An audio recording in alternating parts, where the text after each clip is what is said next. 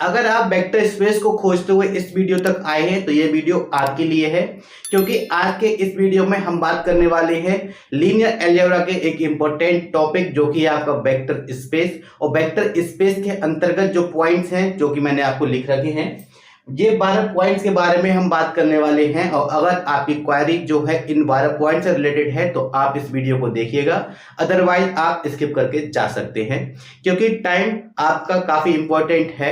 इधर उधर के वीडियो से अच्छा है कि आप पॉइंट टू पॉइंट चीजों को देखना पसंद करें। पहला है आपका फील्ड, दूसरा है कंपोजिशन, तीसरा वेक्टर स्पेस, चौथा वेक्टर सब स्पेस, पांचवा आपका क्यूसेंट स्पेस, और छठा जो कि आपका मोस्ट इंपोर्टेंट है होमोमॉर्फिज्म और लीनियर ट्रांसफॉर्मेशन। सातवां आपका है नल स्पेस, दैट इज इसी को हम नलिटी भी कहते हैं। आठवां आपका है रेंज स्पेस, नवा है रैंक नलिटी थ्योरम, और एक है 10वां आपका बेसिस, 11वां आपका स्पान और 12वां आपका डायमेंशन। मोस्टली क्वेश्चंस यहां से ही उठते हैं और इन्हीं टॉपिक्स को आज हम इस वीडियो में कवर करेंगे। कुछ और पॉइंट्स हैं जिनसे क्वेश्चंस बनते हैं, जैसे कि linearly independent vectors, linearly dependent vectors और लीनियर कॉम्बिनेशन ऑफ वेक्टर्स, लेकिन उनको मैं इससे पहले के वीडियो में करा चुका हूं। तो आज का वीडियो इन्हीं टॉपिक पर डिपेंड है, तो प्लीज अगर आपकी क्वेरी इससे रिलेटेड है तो आप वीडियो में बने रहे। शुरू करते हैं आज का वीडियो। तो सबसे पहले हम शुरू करते हैं फील्ड से। आइए देखते हैं क्या है फील्ड की डेफिनेशन, क्योंकि हम इसको ज्यादा लंबा नहीं खींचेंगे, आपको मैं पॉइंट टू पॉइंट चीजें बताऊंगा। तो इन्होंने कहा कि आपके पास कोई एक सेट है एफ और उसके ऊपर दो बाइनरी ऑपरेशन डिफाइन किए गए हैं, एक एडिशन का है और एक आपका मल्टीप्लिकेशन का है। तो कोई भी आपका इस टाइप का कोई सेट है वो आपका फील्ड कहलाएगा, लेकिन कब? जब वो आपकी दो कंडीशंस को सेटिस्फाई करेगा। दैट इज क्या है कि additive inverse exist for all A belongs to F. मतलब इस सेट का कोई एक एलिमेंट लेते हैं, जनरल एलिमेंट, तो उसका एडिटिव इनवर्स भी एग्जिस्ट करना चाहिए और साथ ही साथ उसका मल्टीप्लिकेटिव इनवर्स भी एग्जिस्ट करना चाहिए। अगर ऐसा है तब हम कहेंगे कि आपका जो non empty set of scalars है वो आपका फील्ड बन रहा है। ठीक है, तो इसी को ही हम एक दूसरी भाषा में कहें कि इसको दोनों कंडीशन को आप ये कह सकते हैं कि आपका जो एफ है वो क्या है, F is a group for addition and multiplication।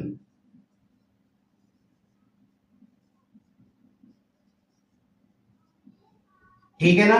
तो किसी भी सेट को आपका फील्ड होने के लिए यह जरूरी है कि वो सेट आपका एडिशन और मल्टीप्लिकेशन दोनों के लिए आपका ग्रुप फॉर्म करना चाहिए। और अगर वो ग्रुप बन रहा है तभी हम कहेंगे कि जो अलजेब्रिक स्ट्रक्चर हमने कंसीडर किया था ये आपका क्या होगा, फील्ड होगा। ठीक है, आई होप आपको 2-4 लाइनों के अंदर फील्ड की डेफिनेशन क्लियर हुई होगी। फील्ड क्या है? फील्ड ऐसा सेट है जो आपके एडिशन के लिए भी ग्रुप है और आपके मल्टीप्लिकेशन के लिए भी ग्रुप है। और डेफिनेशन की बात करेंगे तो डेफिनेशन में आप ये कहेंगे कि उनका एडिटिव और मल्टीप्लिकेटिव इनवर्स एग्जिस्ट करना चाहिए। ठीक है, ये आपकी डेफिनेशन थी और ये आपका समझाने के लिए था। तो कोई भी सेट फील्ड कब होता है आप समझ चुके होंगे। अब मैं आपको कुछ एग्जांपल की हेल्प से इसको समझाता हूं। जैसे कि आपका कह रहे हैं सेट ऑफ रेशनल नंबर्स है, तो set of rational numbers that is Q जो है वो आपके एडिशन के लिए भी ग्रुप होता है और वो आपका मल्टीप्लिकेशन के लिए भी ग्रुप होता है। That is set of rational number आपका फील्ड हो सकता है। और बात करें सेट ऑफ रियल नंबर्स की, तो रियल नंबर आपके प्लस और मल्टीप्लिकेशन दोनों के लिए ग्रुप होता है, तो वो भी आपका फील्ड होगा।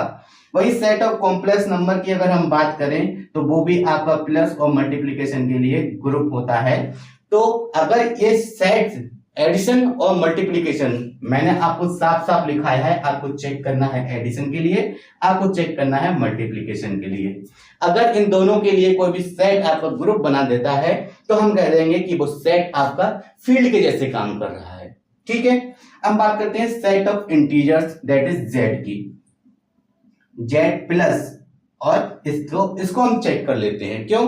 क्योंकि जेड प्लस आपको पता है इंटीजर्स क्या होते हैं, इंटीजर्स आपके -∞ टू 0 टू इन्फिनिटी होते हैं। ठीक है, ये आपके इंटीजर्स हो गए। लेकिन इंटीजर्स में जैसे ही हम आपसे कहेंगे कि आप इसके मल्टीप्लिकेशन के लिए चेक कीजिए ये आपका ग्रुप बना रहा है या नहीं, तो सब कुछ बाद में चेक करेंगे। पहले हम देखेंगे क्या कि आपका मल्टीप्लिकेटिव इनवर्स एग्जिस्ट कर रहा है क्या। ठीक है, कैसे करेंगे कि for every A belongs to Z, ठीक है।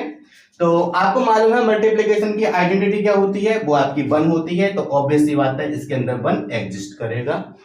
तो इसका हमें इनवर्स फाइंड आउट करने के लिए एक ऐसा एलिमेंट देखना होगा कि उसकी इस एलिमेंट से मल्टीप्लाई करें तो आपको 1 मिल जाए, ठीक है ना, आपको 1 मिल जाए। तो ऐसा कौन सा एलिमेंट होगा, ऐसा आपका एलिमेंट होगा 1/a। फिर a से a आप कैंसिल कर देंगे, आपको क्या मिल जाएगा 1, ठीक है। दैट इज आपका जो 1/a है वो क्या है, वो आपका हो जाएगा इनवर्स ऑफ a।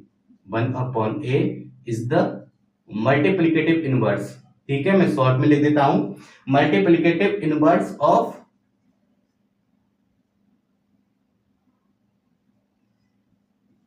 a, ठीक है। अभी तो ठीक हो गई, बात सही है कि आपने मल्टीप्लिकेटिव इनवर्स फाइंड आउट कर लिया, पर मेरा सवाल ये है क्या 1/a आपका इंटीजर्स को बिलोंग करता है? जी नहीं, क्योंकि इसके अंदर -∞ टू ∞ एलिमेंट है, लेकिन इसके अंदर आपके इस फॉर्म में 1/2 या 1/6 या 1/3 इस टाइप के कोई भी एलिमेंट या 2/3 इस टाइप के कोई भी एलिमेंट एग्जिस्ट नहीं करते, क्योंकि उसके अंदर इंटीजर्स हैं 1 2 3 4 5 6, दैट इज सारे आपके अंदर होंगे -∞ से ∞ तक, लेकिन आपके इस फॉर्म के एलिमेंट उसके अंदर नहीं होंगे। दैट इज 1/a आपका z में बिलोंग नहीं करेगा, और 1/a आपका z में बिलोंग नहीं करेगा, दैट इज आपका z जो है वो मल्टीप्लिकेशन के लिए ग्रुप नहीं है। अब कोई चीज मल्टीप्लिकेशन के लिए ग्रुप नहीं है, बेशक वो प्लस के लिए ग्रुप है, ठीक है ना, z प्लस के लिए आपका ग्रुप है पर मल्टीप्लिकेशन के लिए आपका ग्रुप नहीं है। लेकिन हमें क्या चाहिए, हमें तो फील्ड बनाना है, और फील्ड बनाना है मतलब आपका प्लस के लिए भी ग्रुप हो और मल्टीप्लिकेशन के लिए ग्रुप हो। लेकिन ये सिर्फ एक कंडीशन सेटिस्फाई कर रहा है, इसलिए set of integers is not a field, याद रखना आप, ठीक है। सेट ऑफ इंटीजर्स आपका फील्ड नहीं होता है, ठीक। आई होप चीजें आपको समझ में आई होंगी, बहुत ही कम शब्दों में और साफ सुथरा मैंने आपको बताने की कोशिश की है इसमें। अब इसमें एक चीज और पूछी जाती है कि डिफरेंट आपके फील्ड होंगे, जैसे रियल फील्ड होगा, कॉम्प्लेक्स फील्ड होगा, सेट भी आपका रियल होगा, कॉम्प्लेक्स होगा, उस केस में आपके फील्ड बनते हैं या नहीं बनते हैं, उसके बारे में आपके बात करते हैं। और इसमें मैं आपको एक शॉर्ट ट्रिक भी बताऊंगा, वो क्या है, आप एक बार सुन लीजिए। कुछ वर्ड्स लिखता हूं, जैसे कि आपका क्या है NWZQRC। एन आपका सेट ऑफ नेचुरल नंबर्स है, W आपके होल नंबर, Z आपके इंटीजर्स हैं, Q आपके रेशनल नंबर्स हैं, R आपके रियल और C आपका कॉम्प्लेक्स नंबर है। इनके बीच में एक साइन एग्जिस्ट करता है कि ये सब सेट होते हैं इस तरह से। अब मैं ये आपको क्यों बता रहा हूं, क्योंकि ये तो सिंपल एक डेफिनेशन थी जो आपने क्लियर कर ली। आपको जो एग्जाम में लिखा हुआ मिलेगा वो कुछ इस टाइप के मिलेगा कि R ये कोई एक फील्ड है, मतलब कि R is the set of real numbers over the field R, yes real field R, ठीक है। ऐसे ही एक और मिलेगा कि set of complex number over the field of rational numbers, ठीक है। तो इस तरह से आपको लिखा हुआ मिलेगा। तो मैं आपको एक चीज बता देना चाहता हूं कि कभी भी आपका कोई सेट आपका फील्ड होगा, उसके लिए जरूरी क्या है, उसके लिए जरूरी यह है कि उसको बड़ा होना चाहिए। मतलब क्या, आइए अभी आपको मैं समझाता हूं।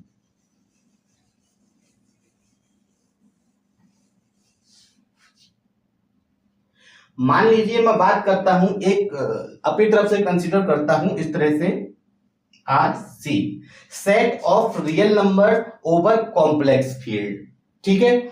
अब ये आपका फील्ड होगा या नहीं होगा वो हमें एटलीस्ट चेक करना है। Set of rational number define है ऑन कॉम्प्लेक्स नंबर, ठीक है। अब ये आपका फील्ड होगा या नहीं होगा, उसके लिए आप बस एक चीज चेक कीजिए कि आपका जो R है उसको क्या, उसको बड़ा होना चाहिए किस चीज से, और C को छोटा होना चाहिए, ठीक है। अगर ये इन दोनों के बीच में ये रिलेशन है तो आप कहेंगे जी हाँ आपका ये RC जो है एज अ फील्ड काम करेगा।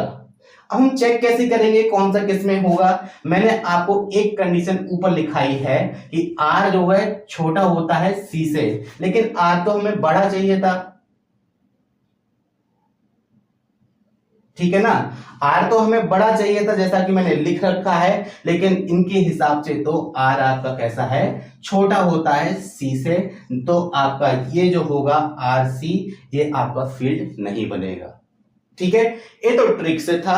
आइए इसको एक बार प्रूव भी कर लेते हैं। मैं R का कोई एक एलिमेंट ले लेता हूं, वो क्या है कि आपका अगर मैं √2 ले लूं और इसका एक एलिमेंट आयोटा ले लूं तो इन दोनों की मल्टीप्लाई क्या होगी, √2i होगा, जो कि बिलोंग करेगा किसमें, C में। लेकिन हमें क्या चाहिए, हमें C में बिलोंग नहीं कराना होता है, हमें बिलोंग कराना होता है बाहर वाले में, ठीक है। मतलब √2i है वो आपका does not belongs to R, real number के अंदर नहीं होगा। और अगर ऐसा नहीं है तो आपका ये जो है वो आपका एग्जिस्ट नहीं करेगा। तो मैंने आपको पहले ही कंडीशन से लिखा के दिखा दिया था कि आपका ये फील्ड नहीं बनेगा। और भी बहुत सारे एग्जांपल्स हैं जिनको हम आगे पढ़ेंगे, उससे पहले please pause the video and note down. आइए अब इसमें हम आगे बात करते हैं इंटरनल कंपोजिशन और एक्सटर्नल कंपोजिशन के बारे में। जैसा कि मैंने आपको सेकंड पॉइंट लिखाया था कि हम बात करेंगे कंपोजिशन के बारे में, और इसको जानना बहुत जरूरी है अगर आप वेक्टर स्पेस को जानना चाहते हैं। तो टाइम वेस्ट करते हुए शुरू करते हैं। सबसे पहले बात करते हैं इंटरनल कंपोजिशन की। तो इन्होंने कहा कि अ mapping F from B cross B, ये आपका ऑर्डर्ड पेयर फॉर्म में लिखा हुआ है, ठीक है। एक मैपिंग है इससे B की तरफ को, कह रहे हैं is said to be internal composition if का मतलब ये है कि अगर मैं यहां से कोई एक एलिमेंट अल्फा कंसीडर कर लूं B का, इसका मतलब ये हुआ कि अल्फा और क्रॉस अल्फा, ठीक है। अब की क्रॉस है या क्या है, उससे अच्छा है मैं आपको कहूंगा कि आप यहां पर स्टार बना दें, जो कि आपका डिनोट करेगा बाइनरी ऑपरेशन को। तो सिमिलरली मैं इसको भी यहां पर स्टार बना देता हूं, ठीक है। तो अल्फा स्टार अल्फा भी आपका बिलोंग करेगा बी में। ऐसा है तब आप कहेंगे क्या कि आपकी इंटरनल कंपोजिशन एग्जिस्ट करती है। अभी इंटरनल कंपोजिशन आप शायद इससे ना समझ पाए हो, मैं आपको दूसरी भाषा में समझाता हूं कि मान लीजिए आपके पास कोई एक सेट ऑफ वेक्टर्स है, ठीक है, और एक आपके पास सेट ऑफ स्केलर्स है। इसको F से डिनोट किया, इसको B से डिनोट किया, ठीक है। अब इसके अंदर बहुत सारे स्केलर्स और बहुत सारे वेक्टर्स होंगे, जैसा कि आप जानते ही होंगे। सेट है इसका मतलब इसके अंदर बहुत सारे वेक्टर्स स्केलर्स जो भी हैं रहेंगे। B आपका सेट ऑफ वेक्टर्स है तो इसके अंदर सारे वेक्टर्स होंगे। F आपका सेट ऑफ स्केलर्स है, दैट इज इसके अंदर आपके सारे स्केलर्स रहेंगे, ठीक है। इस तरह से मैं मान लेता हूं कि इसके अंदर आपके दो वेक्टर अल्फा और बीटा हैं, अल्फा और बीटा, ठीक है। दो वेक्टर आपके अल्फा और बीटा इसके अंदर हैं। तो ऑब्वियस सी बात है ये आपका वेक्टर है। अगर मैं इसको आगे कहूंगा वेक्टर स्पेस के बारे में जब बात करेंगे, इसका मतलब कि दो वेक्टर एग्जिस्ट कर रहे हैं तो उसके अंदर उनका सम भी एग्जिस्ट करेगा, that is alpha plus beta जो होगा वो भी आपका इसी के अंदर होगा। तो ये मैंने वही लिखा है कि कोई एक एलिमेंट मैंने बी का लिया तो उसका उसी के साथ, ठीक है, उसका उसी के साथ, या आप चाहो तो उसके डिफरेंट एलिमेंट्स ले सकते हैं, तो उसका उसी के साथ जो प्रोडक्ट बनेगा वो आपका बी के अंदर लाई करना चाहिए। या फिर मैं आपसे कहूं कि अल्फा प्लस बीटा तो इसके अंदर एग्जिस्ट करेगा, साथ ही साथ अल्फा प्लस अल्फा भी एग्जिस्ट करेगा, बीटा प्लस बीटा भी एग्जिस्ट करेगा, ठीक है। तो ये आपकी कुछ कुछ क्लोजर एक्सिम जैसी है ग्रुप के, ठीक है। एक्चुअली ये आपकी क्लोजर एक्सिम ही है ग्रुप की, बस इसको अलग नाम दे दिया गया कि इंटरनल कंपोजिशन।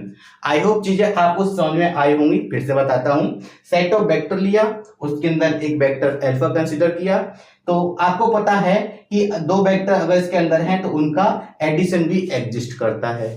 तो मैंने अल्फा में अल्फा को ही ऐड किया तो इसका भी आपका एडिशन जो है वो एग्जिस्ट करेगा। वही मैंने यहां लिखा है कि for every alpha belongs to B there exist alpha into alpha या फिर अल्फा स्टार अल्फा, जो कि बाइनरी ऑपरेशन है, बिलोंग करेगा बी को। अगर ऐसा कुछ है तो हम कहेंगे इंटरनल कंपोजिशन एग्जिस्ट करता है। हालांकि ये इतना ज्यादा इंपॉर्टेंट नहीं है, इंपॉर्टेंट आपका एक्सटर्नल कंपोजिशन है, क्योंकि एक्सटर्नल कंपोजिशन ही आपका डिसाइड करता है फील्ड होगा या नहीं होगा, ठीक है, यहां से हमें मालूम पड़ जाता है कि फील्ड है या नहीं है। अगर फील्ड नहीं है तो वेक्टर स्पेस एग्जिस्ट नहीं करेगा, क्योंकि आपको मालूम फ्रेंड लिखाते हैं कि B is a non empty set या फिर B is the vector space over the field F. अगर फील्ड ही नहीं होगा तो वेक्टर स्पेस का होगा, और फील्ड के लिए एक्सटर्नल कंपोजिशन का होना बेहद जरूरी है। अगर एक्सटर्नल कंपोजिशन नहीं है दैट इज फील्ड नहीं है, दैट इज आपका वेक्टर स्पेस नहीं बन पाएगा। ठीक है, चेक करते हैं फील्ड क्या। अब तक हमने एक एलिमेंट इसका लिया था, अब मैं क्या करता हूं, मैं इसके कुछ एलिमेंट जैसे कि ए बी सी बहुत सारे हो सकते हैं उनको भी कंसीडर कर लेता हूं कि फॉर एवरी एल्फा बिलोंग करता है बी को और ए बिलोंग करता है एफ को। तो मैंने एक एलिमेंट इसका चुराया, एक एलिमेंट इसका चुराया, ठीक है, और दोनों के बीच में लगा दिया क्या, तो कह दिया कि इसको भी आपका जो बनेगा वो आपका बी में बिलोंग करना चाहिए। ठीक है, एक एलिमेंट इसका चुराया, इस एक एलिमेंट इसका चुराया, दोनों की आपकी प्रोडक्ट कर डाली। उसके बाद क्या कि जो आपका रिजल्टेंट बना उसको भी आपका बी के अंदर ही होना चाहिए। अगर ऐसा है तब हम कहेंगे कि हमारी एक्सटर्नल कंपोजिशन भी आपकी एग्जिस्ट करती है। ठीक है, और अगर ऐसा नहीं है तब हम कहेंगे कि आपका एक्सटर्नल कंपोजिशन एग्जिस्ट नहीं करता है। ठीक है, जैसा कि मैंने ऊपर लिखा आया था, this is also called vector addition. हम इसको ही दूसरा नाम कहते हैं वेक्टर एडिशन या क्लोजर एडिशन कह दीजिए। सिमिलरली हम इसको कहते हैं this is called scalar multiplication. ठीक है, वेक्टर एडिशन और स्केलर मल्टीप्लिकेशन इन दो ऑपरेशंस का आप वेक्टर स्पेस में भर भर के यूज करेंगे और वहां पर बहुत ज्यादा इसको सुना भी जाएगा। अब मैंने आपको इन सब चीजों को तो समझा दिया, लेकिन एक्सटर्नल कंपोजिशन को मैं कुछ एग्जांपल की हेल्प से आपको समझाना चाहता हूं। जैसे कि मैंने लिख रखे हैं कि सी आर आपके पास क्या है, set of complex number defined on the element of R that is real numbers. ठीक है, अब मैं आपसे कहूं क्या ये एक्सटर्नल कंपोजिशन एग्जिस्ट करता है, ठीक है, तो आप शायद इसका जवाब ना दे पाए। मैं आपको समझाता हूं। मान लीजिए कोई एक एलिमेंट इसका लिया सी में तो आपका कॉम्प्लेक्स नंबर रहेंगे, तो मैंने उसका आई ले लिया और रियल नंबर में से मैंने आपको 2 ले लिया। ठीक है, तो इन दोनों की प्रोडक्ट कर डाली, आपको मिला क्या 2i। अब आप मुझे बताइए क्या 2i आपका सी में बिलोंग करता है? जी बिल्कुल, 2i आपका कॉम्प्लेक्स नंबर है और कॉम्प्लेक्स नंबर सी तो सी में एग्जिस्ट करेगा ही करेगा। एग्जिस्ट करेगा तो ये आपकी एक्सटर्नल कंपोजिशन बन जाएगी, और एक्सटर्नल कंपोजिशन बन जाती है दैट इज ये आपके फील्ड बनने के पूरे चांसेस हैं, या मैं कहूं कि ये आपका फील्ड बन जाएगा। ठीक है, सिमिलरली दूसरा है RC, set of real number defined on the element of complex number. ठीक है, फिर से भाई कि इसका एक एलिमेंट 2 लिया, इसका एक एलिमेंट मैंने i लिया, इन दोनों की मल्टीप्लाई करने से मुझे 2i मिला। अब आप चेक कीजिए क्या आपका ये 2i जो है r में एग्जिस्ट करता है? जी बिल्कुल नहीं। 2i तो आपका कॉम्प्लेक्स नंबर है और r तो है सेट ऑफ रियल नंबर्स, तो उसके अंदर कॉम्प्लेक्स होंगे नहीं। कॉम्प्लेक्स नहीं होंगे दैट इज ये आपकी एग्जिस्ट नहीं करती। ये एक्सटर्नल कंपोजिशन आपकी एग्जिस्ट नहीं करती है, दैट इज मतलब ये हुआ कि ये आपका फील्ड नहीं बनेगा, जैसा कि मैंने आपको फील्ड में ये सब चीजें बताई हुई थी। तो जैसा मैंने आपको फील्ड में बता चुका हूं, अब आगे इनको हम सॉल्व ना करके आपको सिर्फ और सिर्फ इसे देखना है। कहने का मतलब एक्सटर्नल कंपोजिशन के लिए जो बाहर वाला है दैट इज इसको हमेशा ही बड़ा होना चाहिए, और क्या इसको हमेशा छोटा होना चाहिए, तभी आपकी एक्सटर्नल कंपोजिशन एग्जिस्ट करेगी। जैसे क्यू आर मैंने लिखा है, इसका मतलब क्यू को बड़ा होना चाहिए, आर को छोटा होना चाहिए। आइए चेक करते हैं क्या ऐसा है। जी नहीं, आपका क्यू छोटा होता है आर से, तो ये आपका नहीं बनेगा। वहीं इसको देखें, आर क्यू लिखा हुआ है, तो देखते हैं आर को बड़ा होना चाहिए क्यू से, आर बड़ा है क्यू से, डेट इज ये कंपोजिशन आपकी एडजस्ट करेगी और आगे जाकर ये आपकी फील्ड बनाएगी। ठीक है, फील्ड और कंपोजिशन को पढ़ने के बाद ही आप वेक्टर स्पेस को अच्छे से समझ सकते हैं। आप चाहें तो डायरेक्ट वेक्टर स्पेस पे जाके पढ़ लीजिए, लेकिन गारंटी देता हूं आपको 2-3 स्टेप्स के बाद में आपको उसमें पक्का कंफ्यूजन होना शुरू हो जाएगा। ठीक है, तो आगे बढ़ने से पहले please pause the video and note down. तो आइए देखते हैं अब हम वेक्टर स्पेस को, जैसा कि आप पीछे लिखा हुआ देख पा रहे होंगे। मैंने वेक्टर स्पेस की डेफिनेशन को लिखा हुआ है, an algebraic structure B, F, plus, multiplication, ठीक है, where B is the set of या फिर non unitary set of vectors and F be a set of scalars, ठीक है, वेयर ये दो ऑपरेशंस हैं, ठीक है ना, एडिशन और multiplication are the binary operations defined on the element of B, ठीक है, इस set to be a vector space. मतलब हमारे पास कोई भी इस टाइप का एक स्ट्रक्चर है, उसको हम वेक्टर स्पेस कहेंगे कब, जब वो इन कंडीशंस को सेटिस्फाई करेगा। पहली कंडीशन क्या है, आइए देखते हैं। कह रहे हैं बी प्लस के लिए एक अबेलियन ग्रुप फॉर्म करना चाहिए, ठीक है ना। सेट ऑफ वेक्टर्स है वो प्लस ऑपरेशन के लिए एक अबेलियन ग्रुप फॉर्म करना चाहिए, तो आप कहेंगे कि वो हो सकता है वेक्टर स्पेस बनाए। उसके बाद हम बाकी की कंडीशंस को देखेंगे, ठीक है। तो पहली कंडीशन तो ये है कि एक अबेलियन ग्रुप बनना ही चाहिए।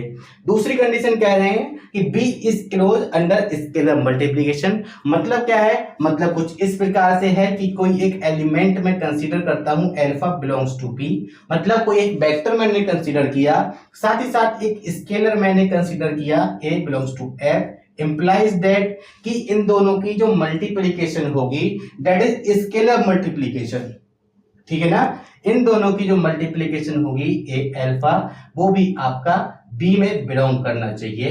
अगर ऐसा है तब आप कहेंगे कि आपका जो सेट ऑफ वेक्टर्स है, कहेंगे कि वो क्या है, वो आपका क्लोज है अंदर स्केलर मल्टीप्लिकेशन, ठीक है ना। That is A alpha belongs to V. अब जैसे ही इन दो कंडीशन को सेटिस्फाई कर देता है हमारा सेट, उसके बाद आगे चेक करते हैं बाकी बची हुई कंडीशंस को। दैट इज अगर आपका जो सेट है वो वेक्टर एडिशन और स्केलर मल्टीप्लिकेशन की बाकी बची हुई 4 कंडीशन को भी सेटिस्फाई करता है, तब हम कहेंगे कि वो आपका जो स्ट्रक्चर है या सेट है वो आपका वेक्टर स्पेस कहलाएगा, ठीक है। ये कंडीशन कुछ इस प्रकार से है कि मान लीजिए दो आपने वेक्टर्स अल्फा और बीटा अज्यूम किए बी के और दो स्केलर्स अज्यूम किए A comma B belongs to F. Then अब हमने क्या किया, ये आपकी कुछ कुछ डिस्ट्रीब्यूटिव प्रॉपर्टीज हैं, ठीक है। ए अल्फा प्लस बीटा, अभी हमने कहा कि अल्फा और बीटा आपके बी के हैं, तो ऑब्वियस सी बात है कि वो प्लस के लिए अबेलियन ग्रुप है, दैट इज उसके अंदर उनका एडिशन एग्जिस्ट कर रहा है। तो उस एडिशन की मल्टीप्लाई अगर एक स्केलर से कर दूं तो वो आपकी कुछ इस प्रकार से नहीं हो जाएगी, स्केलर मल्टीप्लिकेशन, ठीक है ना।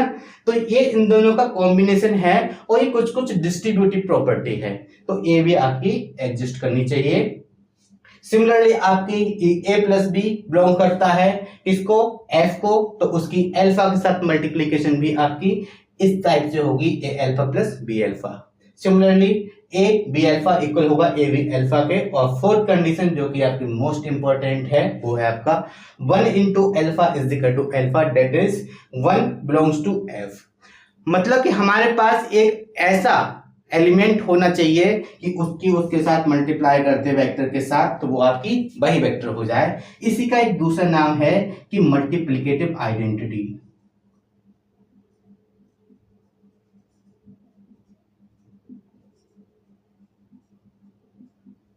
ठीक है ना। आपकी मल्टीप्लिकेटिव आइडेंटिटी भी एग्जिस्ट करनी चाहिए, तब आप कहेंगे क्या कि आपका जो सेट था वेक्टर्स का वो आपका क्या है, एक वेक्टर स्पेस है, ठीक है। याद रखना कि आपकी ये कंडीशंस आपकी एग्जाम में पूछी जाती हैं, ठीक है, भूलिएगा मत, ये कंडीशंस आपके एग्जाम में पूछी जाती हैं। यही 4 ऑप्शंस होंगे, कुछ कुछ ऊपर नीचे करके दे दी जाएंगे और आपसे कहेंगे कि कौन सी कंडीशन जो है आपके वेक्टर स्पेस की नहीं है, ठीक है। और मैं आपको इसमें आगे बताऊंगा कि किसी भी सेट को कैसे चेक करते हैं कि वो आपका वेक्टर स्पेस है या नहीं है, और इसकी कुछ शॉर्ट ट्रिक्स भी मैं आपको बताने वाला हूं। उससे पहले please pause the video to note it down. तो इसमें वेक्टर सबस्पेस से पहले एक चीज और है आपको बताने के लिए, वो क्या है कि how to check a set B to be a vector space. किसी भी सेट को कैसे चेक करेंगे कि वो वेक्टर स्पेस होगा या नहीं होगा। वही परंपरागत तरीका की सारी कंडीशन सॉल्व कराइए, चेक कीजिए क्या फिर वो आपका अबेलियन ग्रुप है या स्केलर मल्टीप्लिकेशन को सेटिस्फाई कर रहा है या नहीं कर रहा है, बाकी बची हुई 4 चीजों को सेटिस्फाई कर रहा है या नहीं कर रहा है। उससे अच्छा हम सबसे पहले चेक करते हैं एडिटिव प्रॉपर्टी कि उसके अंदर वेक्टर एडिशन एग्जिस्ट कर रहा है या नहीं। दूसरा स्केलर मल्टीप्लिकेशन एग्जिस्ट कर रहा है या नहीं, तीसरा उसके अंदर जीरो वेक्टर एग्जिस्ट कर रहा है या नहीं, और चौथा उसके अंदर मल्टीप्लिकेटिव आइडेंटिटी एग्जिस्ट कर रही है या नहीं। हम सिर्फ ये 4 पॉइंट चेक करते हैं और आपका आंसर मिल जाता है। इन चारों में से कोई ना कोई एक एग्जिस्ट नहीं कर रहा होगा मोस्टली क्वेश्चंस में, तब हम कह देंगे कि वो आपका वेक्टर स्पेस नहीं होगा। बाकी आप इन्हीं को सॉल्व करके इन्हीं का इस्तेमाल करके पता लगा सकते हैं। यही 4 प्रॉपर्टी आपकी इंपॉर्टेंट है, इन्हीं को आप याद कर लीजिए। ठीक है, अब इसमें हम आगे चलते हैं वेक्टर सब स्पेस की तरफ को, उससे पहले आप इसको नोट कर सकते हैं। आइए अब इसमें आगे बात करते हैं वेक्टर सब स्पेस के बारे में। जैसा कि आप पीछे लिखा हुआ देख पा रहे हैं, एक बार इसकी डेफिनेशन पर नजर डालते हैं। कह रहे हैं if a subset W of a vector space over the field F BF is said to be a subspace if it is also a vector space over the same field under vector addition and scalar multiplication। इसका क्या मतलब है? इसका मतलब है कि आपका मान लीजिए कोई एक सेट ऑफ वेक्टर्स था B, ठीक है, और ये आपका क्या था, सेट ऑफ स्केलर्स, ये था आपका F। तो आपका BF तो वेक्टर स्पेस बन ही रहा था। मैंने क्या किया कि मैंने इसके अंदर बहुत सारे क्या थे, वेक्टर्स थे, उसमें से थोड़ा सा एक पार्ट मैंने अज्यूम किया। मान लीजिए वो पार्ट आपका ये है, इसको कह दिया मैंने W। ये क्या है, W आपका सबसेट है B का। ठीक है, मुझे क्या करना है, मुझे प्रूव करना है कि W आपका सबसेट तो है B का, साथ साथ ये आपका अपने आप में भी वेक्टर स्पेस होगा।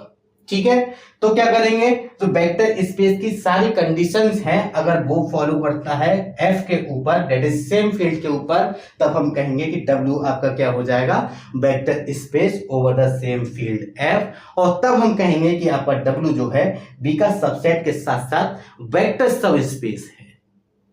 ठीक है ना, वेक्टर सब स्पेस है। अब आपने एक चीज देखा, मैंने लिखा है under vector addition and scalar multiplication. इसका मतलब ये है, एक थ्योरम है जिसका स्टेटमेंट मैंने आपको लिखा रखा है, the necessary and the sufficient condition for a non empty subset W of a vector space BF is, मतलब किसी सबसेट को, नॉन एम्प्टी सबसेट को वेक्टर स्पेस के खुद में ही सब स्पेस होने के लिए कंडीशन क्या है कि अगर A और B दो एलिमेंट मैंने इसके कंसीडर किए इस तरह से, ठीक है, तो एक बात आप मुझे ये बताइए, अगर मैं B के अल्फा और बीटा ले लूं, या मैं W में अल्फा और बीटा ले लूं इस तरह से, तो उनका सम भी तो आपस में एग्जिस्ट करेगा, क्लोजर एक्सिम। ठीक है ना, क्योंकि इसे वेक्टर स्पेस बनना है, या ये वेक्टर स्पेस ऑलरेडी है, तो ये कंडीशन सेटिस्फाई होगी। और अगर ये कंडीशन सेटिस्फाई हो रही है, तब हम कह देंगे क्या कि वो वेक्टर सब स्पेस होगा। मैं मान लेता हूं कि पहले वेक्टर सब स्पेस है, दैट इज वो vector addition and scalar multiplication की कंडीशन को सेटिस्फाई कर रहा होगा। तो कंडीशन निकल के आती है दिस, A, B बिलोंग करता है F को, और अल्फा और बीटा W में बिलोंग करते हैं, तो A alpha plus B beta भी बिलोंग करेगा W में। दैट इज, इसी को अगर मैं दो पार्ट में तोड़ूं तो ये कुछ इस प्रकार से लिखी हुई है कि अल्फा प्लस बीटा भी बिलोंग करेगा इसको, W को, और साथ ही साथ क्या कि A अल्फा प्लस बीटा भी आपका बिलोंग करेगा किस चीज में, ये आपका बिलोंग करेगा, या फिर आप इसको इस तरह से लीजिए कि A अल्फा आपका बिलोंग करेगा W में। क्यों? क्योंकि W is close under vector addition and scalar multiplication, because W is also a vector sub space. ठीक है, ये क्या है, ये है आपका वेक्टर एडिशन, ये स्केलर मल्टीप्लिकेशन।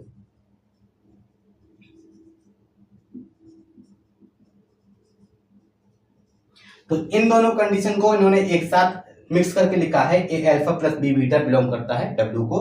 इंपॉर्टेंट रिजल्ट है, इसलिए मैंने आपको लिखाया है, इसको आप डायरेक्ट लिख लीजिएगा, साथ ही साथ इसको याद कर लीजिएगा, इंपॉर्टेंट थ्योरम है। तो आगे बढ़ने से पहले प्लीज पॉज द वीडियो। आइए हम इसमें आगे बात करते हैं अपने अगले पॉइंट के बारे में, जो कि है आपका क्यूसेंट स्पेस। इससे क्वेश्चन पूछे गए हैं, हालांकि आपसे डेफिनेशन नहीं पूछी जाती, बल्कि आपकी जो है इंपॉर्टेंट थ्योरम है वो पूछी जाती है, लेकिन आपको जानकारी होना इसकी जरूरी है। क्या है आपका क्यूसेंट स्पेस? तो क्यूसेंट स्पेस का क्या मतलब है कि मान लीजिए हमारे पास कोई एक वेक्टर स्पेस है VF, दैट इज एक सेट ऑफ वेक्टर्स है आपका, और एक सेट ऑफ स्केलर्स है आपका, जिसको आपने F से रिप्रेजेंट किया। इसके अंदर बहुत सारे आपके क्या होंगे, वेक्टर्स होंगे, और इसके अंदर आपके बहुत सारे स्केलर्स होंगे। ठीक है, तो मैंने क्या किया, मैंने इसका एक छोटा सा पार्ट कंसीडर किया, या मैं आपसे कहूं कि मैंने इसका एक सबसेट कंसीडर किया, W। ठीक है, ये आपका W है। और W भी क्या है, W भी सारी कंडीशन वेक्टर स्पेस की सेटिस्फाई कर रहा है। दैट इज आपका W क्या है, W आपका सब स्पेस है। ठीक है, अब सब स्पेस है तो अगर इसके जितने भी आपके क्या होंगे, एडिटिव कोसेट्स होंगे, वो एडिटिव कोसेट्स को आप W के एडिटिव कोसेट्स को आप किस तरह से लिखोगे, आप लिखोगे B अपॉन W से। ठीक है, और B अपॉन W ही आपका क्या कहलाता है, यही आपका क्यूसेंट स्पेस कहलाता है। लेकिन अगर B अपॉन W भी आपकी वेक्टर स्पेस की सारी कंडीशंस को सेटिस्फाई करे।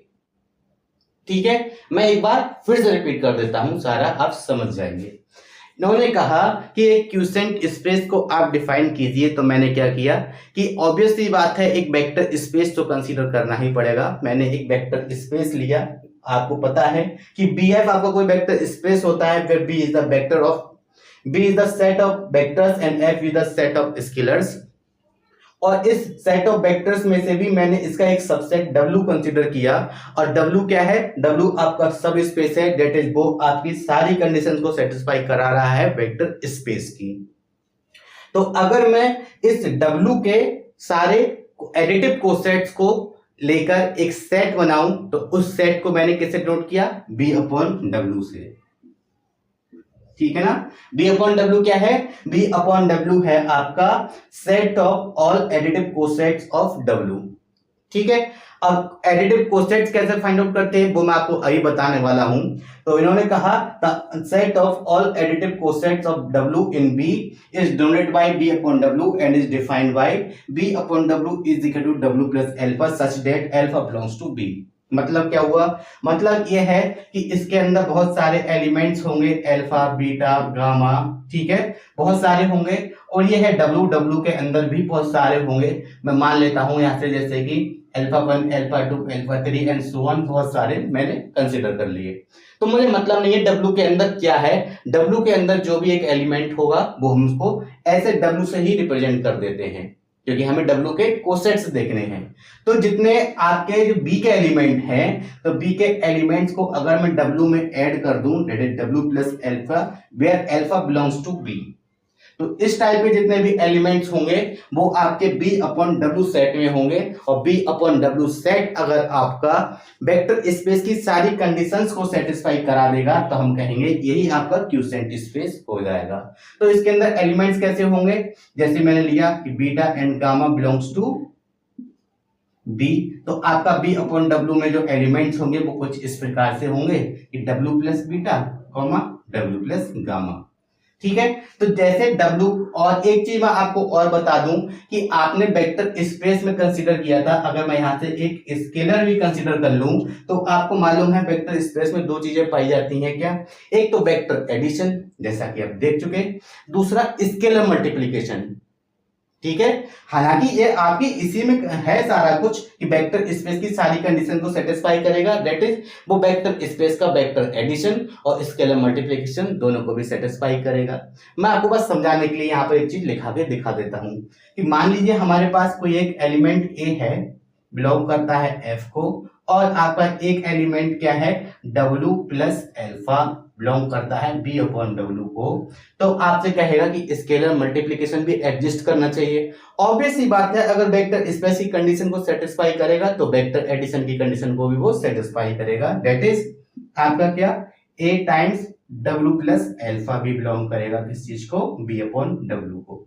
ये कोई बात नहीं है, ये तो सिर्फ और सिर्फ आपकी प्रॉपर्टी थी। इंपॉर्टेंट ये है इसको ओपन कैसे करते हैं, तो आप इसको ओपन जरूर करेंगे, लेकिन आप क्या करेंगे, W एज इट इज रहेगा, तो स्केलर मल्टीप्लिकेशन होगा वो होगा एलिमेंट ऑफ B के साथ में, या फिर जो B के अंदर वेक्टर्स हैं उनके साथ आपका स्केलर मल्टीप्लिकेशन हो जाएगा, W के साथ नहीं होगा। ठीक है, इंपॉर्टेंट। इसको कैसे लिखेंगे आप, ए टाइम्स डब्ल्यू प्लस एल्फा को लिखा जाएगा डब्ल्यू प्लस ए एल्फा। ये हो गया आपका स्केलर मल्टीप्लीकेशन। ठीक, आपके क्वेश्चन यहां से नहीं बनते हैं, लेकिन इसका इंट्रोडक्शन बहुत ज्यादा इंपॉर्टेंट था, आपसे पूछा गया है। इंपॉर्टेंट थ्योरम है, कह रहे हैं if W be a subspace of a finite dimensional vector space B F then, मतलब कि आपका W कोई भी सब स्पेस है वेक्टर स्पेस बी एफ का, तो आपसे पूछा जाएगा कि dimension of B upon W. अब बहुत सारे लोगों को यही नहीं पता होता है बी अपॉन डब्ल्यू होता क्या है। उन्होंने क्या याद करने का तरीका, उन्होंने कहा कि लॉग की प्रॉपर्टी लगा दीजिए, ए अपॉन बी टाइप का लिखा हुआ है, that is log A minus log B, बात खत्म हो गई। ठीक है, वो इसको लॉग समझ के याद कर लेते हैं और इसको अपने दिमाग में बिठा लेते हैं, कभी जानने की कोशिश ही नहीं करते कि बी अपॉन डब्ल्यू था क्या। ठीक है ना, याद रखना बी अपॉन डब्ल्यू आपका क्यूसेंट स्पेस है, डेट इज ये आपसे क्यूसेंट स्पेस की डायमेंशन पूछना चाह रहे हैं। तो क्यूसेंट स्पेस की डायमेंशन जो होगी वो इक्वल होगी किसकी, dimension of B minus dimension of W. That is जो आपका वेक्टर स्पेस था उसकी डायमेंशन में से सब स्पेस डब्ल्यू की डायमेंशन को घटा दूं तो आपको क्यूसेंट स्पेस की डायमेंशन मिल जाएगी। ठीक है, आई होप आपको ये पॉइंट क्लियर हुआ होगा। अब इसमें आगे बढ़ने से पहले please pause the video and note down. अब इसमें आगे बात करते हैं एक इंपॉर्टेंट टॉपिक के बारे में, इंपॉर्टेंट पॉइंट के बारे में जिससे रिलेटेड क्वेश्चंस हमेशा ही पूछे जाते हैं, वो है आपका लीनियर ट्रांसफॉर्मेशन। ठीक है, और अगर एग्जामिनर चाहे कि आपको उसमें हिलाना है या आपको उसमें फंसाना है तो वो आपको यहां पर लीनियर ट्रांसफॉर्मेशन लिखकर नहीं देगा, बल्कि वो लिखकर देगा क्या, homomorphism of a vector space. ठीक है, तो आप घबराइएगा मत, दोनों के नाम एक ही हैं। चाहे आपसे homomorphism of a vector space कह दे या फिर आपसे कह दे लीनियर ट्रांसफॉर्मेशन, तो दोनों एक ही बात है। ठीक है, तो इसको जानने से पहले मैं आपको कुछ चीजें रिमाइंड कराना चाहता हूं। जैसा कि आपने फंक्शंस में पढ़ा होगा कि एक डोमेन होता है, एक कोडोमेन होता है, एक रेंज होता है। ठीक है, तो उसको एक बार रिमाइंड कर लेते हैं। क्या है कि मैंने मान लिया कि एक सेट है मेरे पास वेक्टर्स का U और एक सेट है वेक्टर्स का मेरे पास B। ठीक है, तो इसको क्या कहते हैं, इसको कहते हैं हम डोमेन, और इसको क्या कहा करते थे, इसको कोडोमेन कहा करते थे। ठीक है ना, और अगर इसी का ही एक सबसेट कंसीडर कर लो, या फिर मैं क्या है ये कि एक ऐसा सेट है कि इसके अल्फा बीटा गामा बहुत सारे एलिमेंट्स हैं, अगर इनकी इमेजेस का कलेक्शन कर लूं मैं, इस तरह से इसकी इमेजेस बन रही हैं, तो इन एलिमेंट्स की या फिर एलिमेंट्स ऑफ यू की जो इमेजेस हैं, उन इमेजेस का जो सेट बनेगा उसको क्या कहा करते थे, तो उसको कहा करते थे हम रेंज। ठीक है, आपको दो चीजें क्लियर हुई होंगी, डोमेन को डोमेन और रेंज क्या। फिर से बताता हूं कि अगर जो सेट्स हैं तो उनको कहेंगे, अगर एक मैपिंग है कहां से कहां तक, यू से बी की तरफ हो, एक मैपिंग है इस तरह से, तो आप कहेंगे यू को डोमेन और बी को कहेंगे कोडोमेन। अब यू के एलिमेंट्स की इमेज आप फाइंड आउट करोगे तो किस पर होगी, वो होगी आपके बी पर। ठीक है ना, यू की इमेज आपकी होगी बी पर, तो बी कोडोमेन हो जाएगा। और ऐसे एलिमेंट्स का कलेक्शन बी के, ऐसे एलिमेंट्स का कलेक्शन जो कि यू के एलिमेंट्स की इमेजेस हैं, उसको क्या कहेंगे, उसको कहेंगे रेंज। आई थिंक आपको रेंज डोमेन कोडोमेन समझ में आए होंगे, क्योंकि सारा कुछ यहीं से क्लियर हो जाएगा। कैसे, आइए देखते हैं। मैंने क्या किया कि मैंने कहा आपसे कि मेरा यू क्या है, सेट ऑफ वेक्टर्स है, बी भी आपका सेट ऑफ वेक्टर्स है, और मैं आपसे कहूं यूएफ और बीएफ क्या है, UF and BF be two vector space define on the element of F, या फिर मैं आपसे कहूं कि vector space over the same field F. इसका भी फील्ड एफ, इसका भी फील्ड एफ, दैट इज दोनों के फील्ड जो है वो सेम है। Then a mapping F from U to B is said to be homomorphism और linear transformation of U into या ऑनटू। हमें मतलब नहीं है क्या है इनटू या ऑनटू, हमको उसके चक्कर में ही नहीं पड़ना है। ठीक है, हमें पता है बस यहां से यहां तक मैपिंग है, ऑन टू इनटू से मतलब ही नहीं है। बी इफ कब होगा, आपको मालूम है कि अल्फा बीटा गामा इसके एलिमेंट्स हैं, किसके, यू के, तो बी के अंदर किस टाइप के एलिमेंट्स होंगे, बी के अंदर कुछ इस टाइप के एलिमेंट होंगे कि एफ अल्फा। और हालांकि हम यहाँ पर मैपिंग एफ जरूर ले रहे हैं, लेकिन शायद आपने इसको फंक्शंस में ले लिया, हम इसको क्या बात कर रहे हैं, लीनियर ट्रांसफॉर्मेशन की। तो मैं इसको थोड़ी देर के लिए टी से डिनोट कर देता हूं, ठीक है। ये मैपिंग आपकी किससे डिनोट हो गई, टी से, ठीक। तो कोई एक मैपिंग है, आप टी से डिनोट कीजिए, एफ से डिनोट कीजिए, उससे हमें कोई मतलब नहीं, लेकिन मैं आपको बस समझाना चाहता हूं, इसलिए मैं इसको टी से रिप्रेजेंट कर रहा हूं। अल्फा आपका यू का एलिमेंट है, तो इसकी इमेज बी में बनेगी, वो किस टाइप से बनेगी, वो आपकी कुछ इस टाइप से होगी, टी अल्फा। सिमिलरली बीटा आपका कोई एक एलिमेंट है यू का, तो इसकी इमेज जो होगी वो क्या होगी, टी बीटा, ठीक है, T gamma and so on. अब आप एक बात बताइए, कुछ एलिमेंट्स ऐसे भी होंगे कि इनकी इमेज, मान लीजिए मैं यहां पर डेल्टा ले लेता हूं, उसकी इमेज इधर बाहर है, टी डेल्टा, ठीक है ना। मैंने आपको सिर्फ समझाने के लिए कुछ इस तरह से बनाया है। तो इन्होंने क्या किया, फील्ड तो आप जानते ही हैं, दोनों के दोनों फील्ड पर डिफाइंड है, ठीक है। मैं क्या करता हूं, मैं दो एलिमेंट कंसीडर करता हूं फील्ड के। If for every a comma b belongs to f and, ठीक है ना, and alpha and beta belongs to u। मैंने क्या किया, मैंने दो एलिमेंट फील्ड के कंसीडर किए, हालांकि फील्ड दोनों के सेम है, और दो एलिमेंट मैंने u के कंसीडर कर लिए, अल्फा और बीटा, ठीक है। तो आपको पता है क्या, हम फाइंड आउट कर रहे हैं क्या, linear transformation of vector space. ये ऑलरेडी वेक्टर स्पेस है, याद रखना, ये ऑलरेडी वेक्टर स्पेस है, मतलब ये आपका वेक्टर एडिशन और स्केलर मल्टीप्लिकेशन की कंडीशन को सेटिस्फाई ऑलरेडी कर रहा होगा, आपको बिल्कुल भी टेंशन लेने की जरूरत नहीं है। तो मैं क्या करूंगा, सबसे पहले इसका निकालूंगा मैं vector addition, that is alpha plus beta भी आपका बिलोंग करेगा यू को। ऑब्वियस सी बात है, क्यों, वेक्टर स्पेस है, ठीक। और अगर मैं आपसे कहूं कि आपका ए अल्फा भी बिलोंग करेगा यू को, क्यों, क्योंकि स्केलर मल्टीप्लिकेशन भी एग्जिस्ट करेगा यू में, क्यों, यू तो आपका वेक्टर स्पेस है, ठीक है। तो ये कंडीशन अगर एक साथ मिला दूं मैं इन दोनों को, तो ये बन के निकल के आती है आपकी कंडीशन की ए alpha plus B beta, A alpha plus B beta, लेकिन आगे लगाइए टी, कि एक एलिमेंट आपका है यू के अंदर, कैसा, A alpha plus B beta type का एक एलिमेंट यू का है, ठीक। मैंने क्या किया, vector addition plus scalar multiplication, vectors का एडिशन हो रहा है, साथ साथ स्केलर की मल्टीप्लिकेशन भी हो रही है। तो ये वेक्टर एडिशन और स्केलर मल्टीप्लिकेशन का ट्रांसफॉर्मेशन है, इसीलिए इसको कहते हैं लीनियर ट्रांसफॉर्मेशन, ठीक है। तो ये किसके इक्वल होगा, ये इक्वल होगा A T alpha plus B T beta. अगर ऐसा है तब हम कहेंगे कि हमारा जो ट्रांसफॉर्मेशन है वो कैसा है, आपका लीनियर ट्रांसफॉर्मेशन, ठीक। एक बार मैं आपको फिर से समझा देता हूं, बार बार समझाना आपको बोरिंग लग सकता है, लेकिन मैं चाहता हूं किसी भी प्रकार का आपको डाउट ना रहे। मैंने क्या किया, मैंने दो आपके वेक्टर स्पेस QF और BF कंसीडर किए over the same field F, और एक मैपिंग ली T from U to B is said to be homomorphism और लीनियर ट्रांसफॉर्मेशन ऑफ U, या फिर फ्रॉम U ऑन टू या इनटू B, ठीक है ना। तो हमें क्या करना है, दो मैंने F के एलिमेंट्स A और B कंसीडर किए, अल्फा और बीटा U के कंसीडर किए, और अल्फा और बीटा अगर U के है, दैट इज A अल्फा भी U के अंदर स्केलर मल्टीप्लिकेशन एग्जिस्ट करता है, और वेक्टर एडिशन भी U के अंदर एग्जिस्ट करेगा, क्योंकि U F is the vector space itself. और अगर वे दोनों आपस में ही वेक्टर स्पेस है, तो उन्होंने कहा कि transformation of A alpha plus B beta, A alpha plus B beta type का कोई एक एलिमेंट है इसके अंदर, तो वो कुछ इस प्रकार से डिफाइन होगा कि A T alpha plus B T beta. तो ये हो जाता है आपका लीनियर ट्रांसफॉर्मेशन।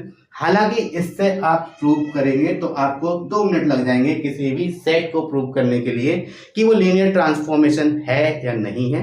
मैं आपको इसकी शॉर्ट ट्रिक्स बताऊंगा, जिससे कि आप विद इन सेकंड सिर्फ और सिर्फ ऑप्शंस को देखकर बता सकते हैं कौन सा इसमें लीनियर ट्रांसफॉर्मेशन होगा और कौन सा नहीं होगा।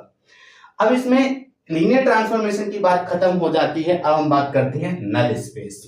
बहुत पूछा जाता है, और नल स्पेस का ही एक दूसरा नाम होता है, वो होता है हमारा कर्नल ऑफ होमोमॉर्फिज्म और लीनियर ट्रांसफॉर्मेशन। ठीक है, होमोमॉर्फिज्म कह दूं या लीनियर ट्रांसफॉर्मेशन कह दूं ऑफ वेक्टर स्पेस, एक ही बात है, याद रखना। लीनियर ट्रांसफॉर्मेशन और होमोमॉर्फिज्म एक ही बात है। और अगर कर्नेल निकालूं मैं किसी भी लीनियर ट्रांसफॉर्मेशन का या होमोमॉर्फिज्म का, तो वो क्या होगा, वो आपका नल स्पेस होगा। अब नल स्पेस क्या है, तो आपने देखा कि हम यू से बी की तरफ जा रहे थे, इमेजेस फाइंड आउट कर रहे थे, बहुत बढ़िया, ठीक है ना, बहुत बढ़िया कि हम इमेजेस बार बार फाइंड आउट कर रहे हैं। लेकिन इन्होंने इस बार एक शर्त दे दी नल स्पेस के लिए। वो क्या कहा, उन्होंने कहा कि भाई इमेजेस तो बहुत सारी हैं, हमें मतलब नहीं है, और हर एक क्या है, यूएफ भी आपका वेक्टर स्पेस है और बीएफ भी आपका वेक्टर स्पेस है, और वेक्टर स्पेस है डेट इज उसके अंदर दोनों को ही अंदर जीरो वेक्टर एग्जिस्ट कर रहा होगा। ये होती है वेक्टर स्पेस की कंडीशन कि जीरो वेक्टर एग्जिस्ट करता है, दैट इज जीरो वेक्टर इसके अंदर भी एग्जिस्ट करेगा और जीरो वेक्टर आपका बी में भी कंसीडर करेगा। मान लेता हूं इसका जीरो वेक्टर जीरो है, इसका जीरो वेक्टर जीरो डैश है, ठीक है। इन्होंने कहा कि मैंने माना कि u का जीरो वेक्टर जीरो और b का जीरो वेक्टर जीरो डैश है, तो ये कहते हैं कि आपका जो कर्नेल ऑफ होमोमॉर्फिज्म या फिर आपका जो नल स्पेस होता है वो कुछ और नहीं है बल्कि u के ऐसे एलिमेंट्स का कलेक्शन है। मान लीजिए ये मैपिंग जो मैंने बनाई थी, ये मैपिंग अभी टी अल्फा टी बीटा की तरफ को जा रही थी, लेकिन मैं क्या करूंगा, इन मैपिंग को कहां पर इसको मैप कर दूंगा, जीरो के ऊपर। अगर आप इसको इस तरह से लीजिए कि अल्फा की इमेज आपकी कहां बन रही है, जीरो डैश पे, बीटा की जीरो डैश पे, गामा की जीरो डैश पे, डेल्टा की कहां बन रही है, डेल्टा की तो इसी पे बन रही है, ठीक है। डेल्टा की इमेज कहां बन रही है, डेल्टा की इमेज तो टी डेल्टा पर ही बन रही है। तो हम देखते हैं कि अल्फा बीटा गामा इनकी इमेजेस कहां है, जीरो डैश पे, that is zero vector of B, ठीक। तो इन्होंने कहा कि आपका जो नल स्पेस होता है या कर्नेल ऑफ होमोमॉर्फिज्म या कर्नेल ऑफ लीनियर ट्रांसफॉर्मेशन होता है वो कुछ और नहीं है बल्कि सबसेट है आपका यू का, ठीक है ना। लेकिन कैसा, कि ऐसे एलिमेंट्स का कलेक्शन है यू के जो कि मैप्ड हैं on zero vector of B, ठीक है। वही इन्होंने लिखा है let F be a linear transformation from U to B then the kernel of T, इसको आप टी ही लिख लीजिए, ठीक है। Then the kernel of T is denoted by W and is defined by W is equal to alpha, alpha belong करता है you को, मतलब यू के ऐसे एलिमेंट्स का कलेक्शन कर्नल होता है जिसकी इमेज एफ अल्फा बिलोंग कर रही है या एफ अल्फा इक्वल है ओ डैश के या zero dash K, that is zero vector of B.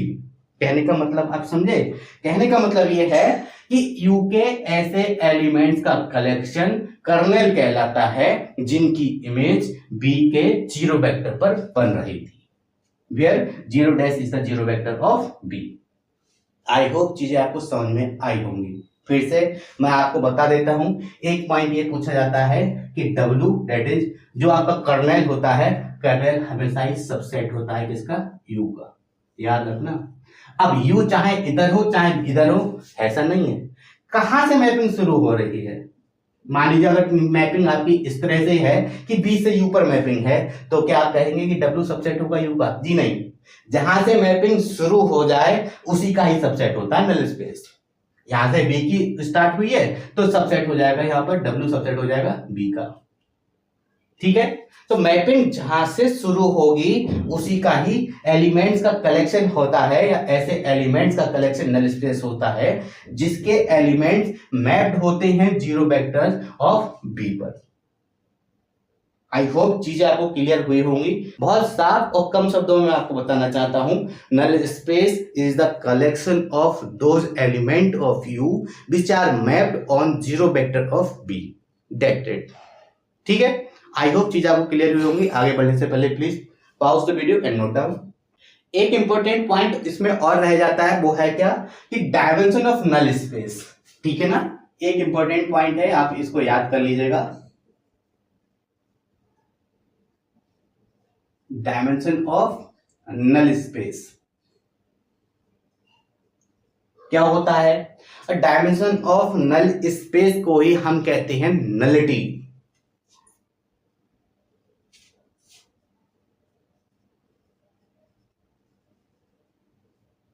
ठीक है ना। डायमेंशन ऑफ नल स्पेस को ही हम नलिटी कहते हैं, और नलिटी किसकी होती है, nullity of transformation T denoted by NT. ठीक है ना, याद रखना, फिर से मैं बताता हूं, नल स्पेस यू के ऐसे एलिमेंट्स का कलेक्शन जिसकी इमेज जीरो वेक्टर पर बन रही है बी के। ठीक है, और इसके अंदर जितने भी एलिमेंट होंगे वो आपकी कहलाएगी क्या, डायमेंशन ऑफ नल स्पेस, और डायमेंशन ऑफ नल स्पेस को ही कहते हैं हम नलिटी। हर एक चीज आपको लिखाई नहीं जा सकती, कुछ चीजें बतानी है। जैसे डायमेंशन जो होती है वो ये होती है, number of components and number of elements in the set is known as dimension. इसके अंदर मान लीजिए अल्फा बीटा गामा 3 एलिमेंट है, तो इसकी डायमेंशन जो है 3 होगी। दैट इज इसकी नलिटी जो है, dimension of null space is called nullity, nullity आपकी 3 हो जाएगी। ठीक है, अब यहीं से एक चीज निकल के और आती है, वो है आपकी रेंज स्पेस, जिसके बारे में हम आगे बात करेंगे। आइए अब इसमें हम आगे बात करते हैं अपना एक और इंपॉर्टेंट पॉइंट, जो कि आपका रेंज स्पेस। एक्चुअली इसके बारे में आपको पहले ही समझा चुका हूं कि इन्होंने कहा let UF and BF be two vector space and T be the transformation from U to B, then the range space RT is, ठीक है ना, range space is noted by RT and is defined by RT is equal to T alpha belong करता है B को for every alpha belong करता है you को। कहने का मतलब एक बार समझ लेते हैं कि आपके पास यू और बी सेट ऑफ वेक्टर्स दे रखे हैं और एक ट्रांसफॉर्मेशन टी इस टाइप से इसमें है, कहां से, यू से बी की तरफ को। ठीक है, तो इन्होंने आपको पता है कि इसके अंदर अल्फा बीटा गामा टाइप के एलिमेंट्स होते हैं और बी के अंदर T alpha T beta T gamma इस टाइप के एलिमेंट्स होते हैं। ठीक है, और भी एलिमेंट इसके अंदर हो सकते हैं। मान लीजिए मैं यहां से ले लेता हूं कि इस तरह से टी डेल्टा या कुछ और एलिमेंट भी है, तो मेरे पास तो यू में अल्फा बीटा गामा ही है, लेकिन इसके अंदर एक एक्स्ट्रा एलिमेंट भी है। ठीक है, तो हमें क्या करना है, हमें बी के सिर्फ और सिर्फ वो ही एलिमेंट लेने हैं जो कि इमेज है यू के एलिमेंट्स की। फिर से मैं रिपीट कर दूं एक बार कि हमें बी के सिर्फ वो एलिमेंट लेने हैं जो कि इमेज हैं यू के एलिमेंट्स की। दैट इज अल्फा की इमेज अगर टी अल्फा, बीटा की टी बीटा, गामा की टी गामा है इमेज, तो हमें क्या लेना है, हमें रेंज स्पेस बताना है। दैट इज हमको कलेक्शन ऐसे एलिमेंट का लेना है जो कि यू की इमेजेस हैं। दैट इज आपका वो पोर्शन होगा आपका RT range space, that is RT is equal to T alpha belong करेगा बी में, ऑब्वियसली बात है बी को बिलोंग करेगा फॉर एवरी अल्फा बिलोंग करता है यू में। मान लीजिए एक आध एलिमेंट ऑफ और ले लेते हैं, इधर से अगर मैं अल्फा 2 ले लूं, वो भी अगर यहाँ पर इसके अंदर टी अल्फा 2 इस टाइप से हो जाएगा, तो रेंज स्पेस के अंदर वो सारे एलिमेंट्स आ जाएंगे जो कि इधर की इमेज होंगे। That's it.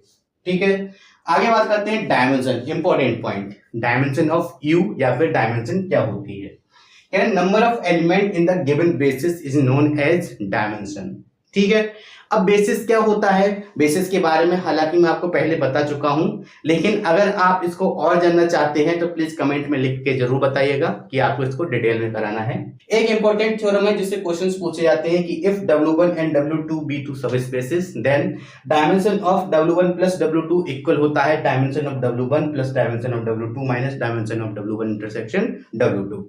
एक थ्योरम और है, यहां से ये पूछी जाएगी कि आपसे ये कहेगा डायमेंशन ऑफ, ये बताइए W1 यूनियन W2। तो मैंने आपको इसमें कराया है linear sum of vector space. क्या होता है कि अगर आपके पास W1 W2 दो सब स्पेसेस हैं तो उनका लीनियर सम आप कैसे फाइंड आउट करेंगे, तो आपका जो linear sum of W1 and W2 होता है उसको रिप्रेजेंट करते हैं इस तरह से, और ये W1 प्लस W2 या लीनियर सम जो है is generated by W1 union W2। याद रखना ये क्वेश्चन पूछा गया है कि W1 यूनियन W2 जो है जनरेट होता है W1 प्लस W2 से, या मैं कहूं आपसे लीनियर सम जनरेट होता है W1 यूनियन W2 से।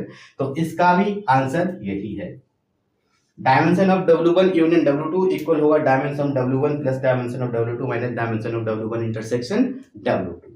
ठीक है, ये आपका लीनियर सम था, और एक डायरेक्ट सम भी होता है, अगर आप कहो तो मैं उसको करा दूंगा। अब इसमें एक चीज देखते हैं डायमेंशन। आपने डेफिनेशन को समझ लिया कि उसकी बेसिस में जितने एलिमेंट होंगे वही आपकी डायमेंशन कहलाती है।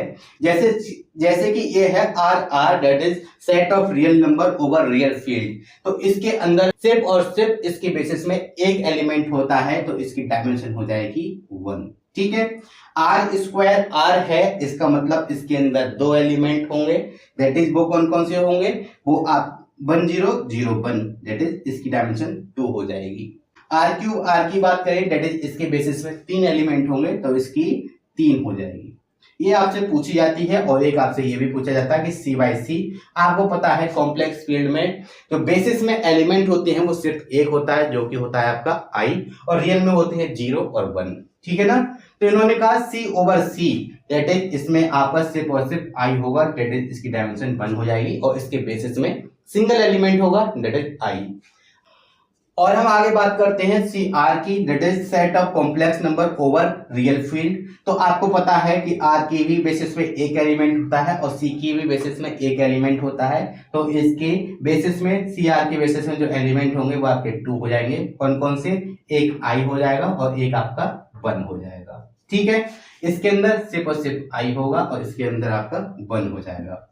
अगर हम बात करें सी स्क्वायर आर की, डेट ये आपका स्क्वायर हो जाएगा और ये आपकी डायमेंशन 4 हो जाएगी। क्यों, क्योंकि इसके बेसिस में इस बार 4 एलिमेंट हो जाएंगे, वो कौन कौन से, एक तो होगा 1,0, दूसरा होगा आपका 0,1, तीसरा होगा आपका i,0 और चौथा होगा आपका 0,i। ठीक है, ये आपकी बेसिस हो गई और बेसिस में एलिमेंट कितने हो जाएंगे, 1 2 3 4, दैट इज 4 एलिमेंट। तो आपसे क्वेश्चन ये पूछेगा कि स्मॉलेस्ट, ये इंपॉर्टेंट पॉइंट में लिखा रहा हूं, स्मॉलेस्ट डायमेंशन वेक्टर स्पेस या स्मॉलेस्ट डायमेंशनल वेक्टर स्पेस क्या होता है, या स्मॉलेस्ट डायमेंशन कितनी होती है। ठीक है, कुछ भी आपसे पूछ ले, जब आपको लिखा हुआ मिल जाए कि स्मॉलेस्ट डायमेंशनल है या स्मॉलेस्ट डायमेंशन है, तो आप जवाब देंगे कि आपकी जो होती है वो 1 होती है। ठीक है, smallest dimension of a vector space is 1। ये इंपॉर्टेंट पॉइंट है और आपसे पूछा भी जाता है। ठीक है, आई होप चीजें आपको क्लियर हुई होंगी, मैंने आपको समझाने की पूरी कोशिश की है। और इसमें कुछ पॉइंट्स और रह जाते हैं, अगर आप चाहें तो मुझे कमेंट करके बता सकते हैं, वो आपको मैं करा दूंगा। उससे पहले मैं आपको इसमें कुछ शॉर्ट ट्रिक्स बताना चाहता हूं जो आपके लिए बहुत ज्यादा इंपॉर्टेंट है। आइए देखते क्या है। अब हम इसमें बात करते हैं कुछ इंपॉर्टेंट शॉर्ट ट्रिक्स के बारे में कि आपका सबस्पेस फॉर्म हो रहा है या नहीं हो रहा है। वो कुछ इस प्रकार से है, एक बार आप इसको समझ लीजिए और विद इन सेकंड ऑप्शंस को देखकर आप आंसर लगा सकते हैं। मैंने लिखा है नॉट अ सबस्पेस, मतलब अगर आपको आपके वेरिएबल्स में या वेक्टर्स में कोई एक भी इनइक्वालिटी मिल जाए इनमें से, तो आप कहेंगे कि वो आपका सबस्पेस नहीं होगा। आप चेक कर लीजिए इनइक्वालिटीज कौन कौन सी हैं, less than, greater than, equal और डज नॉट इक्वल टू 0। ठीक है, ये कंडीशंस जरूरी नहीं है सारी एक साथ मिले, मैं आपसे कह रहा हूं कोई एक आपको मिल जाए। ठीक है, कोई एक इनइक्वालिटी आपकी वेक्टर्स में मिल जाए, आप क्या करेंगे, आंख बंद करके लिख देंगे नॉट अ सबस्पेस। दूसरा, अगर आपको वेक्टर्स मल्टीप्लाई की फॉर्म में लिखा हुआ मिले, जरूरी नहीं फिर से कि सब एक साथ ही मिल जाए, कोई एक आपको मिल जाए, चाहे XY लिखा हुआ मिल जाए या कहीं पे YZ लिखा हुआ मिल जाए, तो आप कहेंगे क्या कि वो आपके सबस्पेस फॉर्म नहीं करेंगे, that is not a subspace. अगर हम बात करें अपनी तीसरी कंडीशन, लिखा है कांस्टेंट्स एडिशन, मतलब कि अगर आपके वेक्टर्स में चाहे किसी में भी हो, एक में या एक से ज्यादा में भी हो सकते हैं, कोई भी एक कांस्टेंट चाहे ऐड किया जाए चाहे वो सब्ट्रैक्ट किया जाए। अगर इस टाइप की कोई कंडीशन है, मान लीजिए आपको मैं लिखा के देखता हूं, एक वेक्टर आपका इस तरह से है कि x + 1, y, z, ये आपका px,y,z दिया हुआ है, मतलब r³ से r³ के ऊपर कोई ट्रांसफॉर्मेशन गिवन है आपको, तो आपसे पूछेगा कि क्या ये लीनियरली ट्रांसफॉर्म हो पाएगी या नहीं हो पाएगी। जी नहीं हो पाएगी। क्यों, क्यों, इसके अंदर आपका कांस्टेंट ऐड किया हुआ है, that is this is not a linear transformation. ठीक है, याद रखना कि ये आपके ना तो सबस्पेस होंगे और ना ही लीनियरली ट्रांसफॉर्म होंगे। ठीक है, तो ये भी आपके लीनियरली ट्रांसफॉर्म नहीं होंगे, चाहे कहीं पर भी आपका किसी भी एक वेक्टर के साथ में आपके कोई भी कांस्टेंट ऐड हो रहा हो या सब्ट्रैक्ट हो रहा हो, और चाहे उनके स्क्वायर्स ही क्यों ना गिवन हो। फिर से वही, जरूरी नहीं सारे एक साथ मिल जाएं, कोई एक टर्म मिल जाए, चाहे एक्स स्क्वायर, चाहे वाई स्क्वायर, चाहे जेड स्क्वायर, तब भी आप कहेंगे कि वो आपका लीनियरली ट्रांसफॉर्म नहीं होगा। और सिमिलरली अगर x plus Y plus Z is equal to 0 आता है, मैं रिपीट करता हूं कि x plus Y plus Z is equal to 0 करके दिया हुआ है, तब वो आपका वेक्टर स्पेस होगा, ठीक है, और वो आपका लीनियरली ट्रांसफॉर्म हो जाएगा। वहीं अगर आपका ये सम नॉन जीरो आ जाए, तब आपका लीनियरली ट्रांसफॉर्म नहीं होगा। याद रखना, अगर ये सम नॉन जीरो आ रहा है तब लीनियरली ट्रांसफॉर्म नहीं होगा, और अगर जीरो आ रहा है तो आपका लीनियरली ट्रांसफॉर्म हो जाएगा। और जितने भी आपकी सिंगुलर मैट्रिसेस हैं, आइडेम्पोटेंट मैट्रिसेस हैं, इनवॉलेटरी मैट्रिसेस हैं, वो आपकी लीनियरली ट्रांसफॉर्म नहीं होती हैं, ठीक है। तो होता कौन कौन है, इवन और ऑड फंक्शन आपके लीनियरली ट्रांसफॉर्म होंगे। x is equal to 0, y is equal to 0, मैंने लिखाया इनइक्वलिटी, किसी भी इनइक्वलिटी में इक्वल का साइन नहीं था। इक्वल का साइन जब भी आ जाएगा तो वो आपके क्या हो जाएंगे, लीनियरली ट्रांसफॉर्म, या मैं आपसे कहूं कि वो आपके सब स्पेस क्रिएट कर रहे होंगे और लीनियरली ट्रांसफॉर्म हो रहे होंगे। भैया उनका सम भी आ जाए तब भी आपका लीनियरली ट्रांसफॉर्म हो जाएगा। तो ये कुछ इंपॉर्टेंट पॉइंट्स थे, याद रखना, सारे एक साथ नहीं, कोई एक आपको मिल जाए तो आप इसका डिसीजन ले सकते हैं। आई होप चीजें आपको समझ में आई होंगी। अगर आपको चीजें पसंद आई हो तो प्लीज मेरे वीडियो को लाइक करके, कमेंट करके अपने सुझाव दे सकते हैं, और हो सके तो आप अपने फ्रेंड फैमिली ग्रुप में इसको शेयर कर सकते हैं। So thank you, thanks for watching, thanks a lot, and please subscribe also. आइए अब इसमें आगे बात करते हैं कुछ और इंपॉर्टेंट टर्म्स के बारे में। और एक इंपॉर्टेंट थ्योरम जिसको बार बार पूछा गया है वो मैंने आपको ऊपर लिख रखी है। कह रहे हैं if W1 and W2 are two vector subspaces of a vector space VF, then W1 intersection W2 is also a subspace।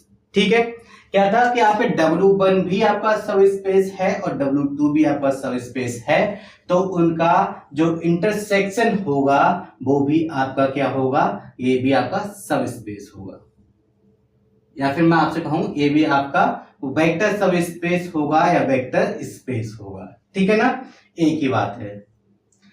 याद रखना, इंपॉर्टेंट कंडीशन है, आपसे पूछी गई है। अब हम इसमें आगे बात करते हैं दो इंपॉर्टेंट टर्म्स के बारे में, जैसा कि आप लिखा हुआ देख पा रहे हैं, एक तो है बेसिस, दूसरा है आपका स्पान।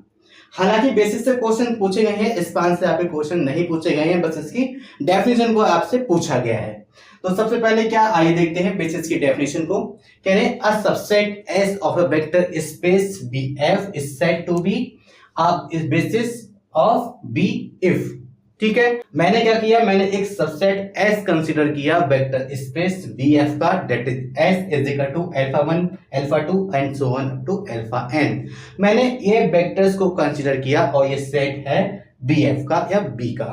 ठीक है, तो इन्होंने कहा कि आपका जो सेट है वो अगर कंसिस्ट कर रहा है Li वेक्टर्स को, that is linearly independent vectors को, अगर ये alpha 1 alpha 2 and so on up to alpha n आपके लीनियरली इंडिपेंडेंट हैं, और क्या ये S जो है B को जनरेट कर रहा है, ठीक है ना, कि आपके सबसेट के जो एलिमेंट्स हैं वो आपके वेक्टर स्पेस को बना रहे हैं, और अगर ऐसा है तब हम कहेंगे कि आपका जो सेट S होगा वो आपका क्या होगा, एक बेसिस के जैसे काम करेगा, या फिर मैं कहूंगा कि S generates B, that is B is equal to LS।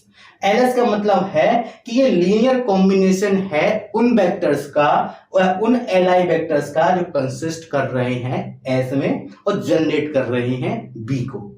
ठीक है, का subset S of a vector space BF। सबसे पहले एक सबसेट कंसीडर किया वेक्टर स्पेस का दिस, और कंडीशन क्या है, इस सबसेट के अंदर जो एलिमेंट्स हैं, जो वेक्टर्स हैं, उनको लीनियरली इंडिपेंडेंट होना चाहिए, साथ ही साथ ये Li वेक्टर्स जो हैं वो आपस में जुड़ के क्या बनाने चाहिए, BF। That is each element of B is linear combination of finite number of elements of S। Obvious सी बात है कि आपका हर एक एलिमेंट जो है वो लीनियर कॉम्बिनेशन होगा किसका, finite number of element of S का, तभी तो ये B को जनरेट करेगा, और B को जनरेट करेगा that is B is equal to LS, और तुरंत हम कह देंगे वो आपका हो जाएगा बेसिस। सिमिलरली अगर स्पान की बात करें तो स्पान क्या है, कह रहे हैं अ सबसेट एस और एक alpha 1 alpha 2 and so on up to alpha N तक मैंने सबसेट को कंसीडर किया है of a vector space V F, then the linear span of S is, ठीक है, क्या होगा, the set of linear combination of finite set of elements of S. आप सोच रहे होंगे दोनों थोड़ी थोड़ी एक जैसी तो है, नहीं, क्या, क्योंकि एस के अंदर जो एलिमेंट्स थे बेसिस में वो सारे के सारे आपके एलाई वेक्टर्स थे, लीनियरली इंडिपेंडेंट वेक्टर्स थे, और इन्हीं लीनियरली इंडिपेंडेंट का लीनियर कॉम्बिनेशन बना और वही लीनियर कॉम्बिनेशन आपका क्या कहलाने लगा, बेसिस। लेकिन स्पान में क्या है, स्पान में इस एस सेट के जो एलिमेंट्स हैं उन एलिमेंट्स का क्या है, all linear combination of finite set of elements of S. इसके एलिमेंट्स का क्या लेना है हमको, लीनियर कॉम्बिनेशन। यहां पर एलआई वेक्टर्स की बात नहीं हुई है, और अगर लीनियर कॉम्बिनेशन है then it is denoted by LS, LS is equal to a1 alpha 1, ये लीनियर कॉम्बिनेशन को रिप्रेजेंट करता है। और अगर आपको लीनियर कॉम्बिनेशन के बारे में पता नहीं है तो इससे रिलेटेड पहले मैं वीडियो बना चुका हूं, LI vectors, linearly independent, linearly dependent और लीनियर कॉम्बिनेशन से रिलेटेड वीडियो पहले बना चुका हूं, आप जाकर वहां पर देख सकते हैं। तो इन्होंने कहा कि लीनियर कॉम्बिनेशन है एस के एलिमेंट्स का, तब इस कॉम्बिनेशन को हम कह देंगे स्पान ऑफ एस। वहीं अगर एस के अंदर एलआई वेक्टर्स है तो एलआई वेक्टर्स का लीनियर कॉम्बिनेशन आपका क्या कहलाएगा, वो आपके वेक्टर स्पेस का बेसिस कहलाएगा। ठीक है, ये सिर्फ थोड़ी सी आपकी डेफिनेशंस थी, इससे क्वेश्चंस बनते हैं क्योंकि यहां से आपसे सिर्फ एलआई वेक्टर्स पूछे जाते हैं। तो आगे बढ़ने से पहले please pause the video and note down. आइए इसमें अब आगे बात करते हैं कुछ और टर्म्स के बारे में, जैसा कि अब लिखा हुआ देख पा रहे हैं, लीनियर सम ऑफ टू सब स्पेसेस। अब लीनियर सम क्या होता है, इससे बेस्ट क्वेश्चंस पूछे गए हैं, आइए देखते हैं। कह रहे हैं क्या, let W1 and W2 be two subspaces of a vector space BF, ठीक है ना, then the linear sum is denoted by L W1 plus W2। L जो है रिप्रेजेंट कर रहा है लीनियर सम को, और इसको हम W1 प्लस W2 से भी लिख सकते हैं, एंड इज डिफाइंड बाय, ठीक है, कैसे कि W1 प्लस W2, ठीक है ना, W1 प्लस W2 इक्वल होगा किस चीज के, अल्फा 1 प्लस अल्फा 2, ठीक है, सच डेट अल्फा 1 बिलोंग करेगा W1 को एंड अल्फा 2 बिलोंग करेगा W2 को। कहने का मतलब क्या हुआ कि अगर आपके W1 और W2 टू सब स्पेसेस हैं तो उनके एक एक एलिमेंट हमने कंसीडर किए, तो W1 प्लस W2 के अंदर जो एलिमेंट एग्जिस्ट करेंगे वो कुछ इस टाइप्स के होंगे कि दोनों एलिमेंट्स के सम के फॉर्म में होंगे। हो सकता है मैं यहाँ पे बीटा 1 और बीटा 2 ले लूं, तब करेंगे बीटा 1 प्लस बीटा 2 बिलोंग करेगा W1 प्लस W2 को। ठीक है, तो ये हो गया आपका लीनियर सम। एक चीज आप याद रखना, यहाँ से एक कंक्लूजन ये भी है कि आपका क्या इस तरह से लीनियर सम लिखा हुआ हो W1 प्लस W2, ये किसके इक्वल होता है, W1 प्लस W2 के।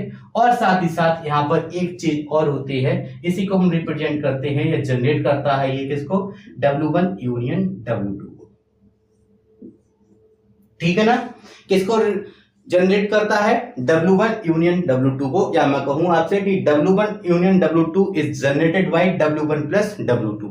तो जब भी आपको ये लिखा हुआ मिल जाए मतलब आप इसकी तरफ को इंडिकेटेड हैं। ठीक है ना, ये आप याद रखना कि यहां से एक चीज और पूछी जाती है, एक स्टेटमेंट है जो मैं आपको लिखाना चाहता हूं, वो कुछ इस प्रकार से है। आपने देखा कि दो सब स्पेसेस थे W1 और W2, और हमने क्या किया, उनका लीनियर सम फाइंड आउट किया। तो याद रखना जो लीनियर सम होता है, ठीक है ना, वो क्या है, is also a vector subspace. ठीक है ना, कि W1 प्लस W2 भी आपका वेक्टर सबस्पेस होता है। तो याद रखना कि आपका वेक्टर सबस्पेस है, दैट इज क्या कि W1 प्लस W2 आपके इक्वल हो जाएगा किस चीज के, W1 यूनियन W2 के। ठीक है, मैंने आपको लिखने के तरीके थे वो हमने आपको लिखा दिए हैं। अगर इस तरह से मिल जाए W1 प्लस W2 मतलब W1 प्लस W2 होगा, मतलब W1 यूनियन W2। आप बस इतना सा याद रखना, प्रूव करने की आपको जरूरत नहीं है, ये आपके एग्जाम में पूछे नहीं जाते, सिर्फ और सिर्फ एज अ स्टैंडर्ड रिजल्ट पूछे जाते हैं। अब हम आगे बात करते हैं डायमेंशन की। डायमेंशन क्या होता है? Number of element in any basis of a vector space BF।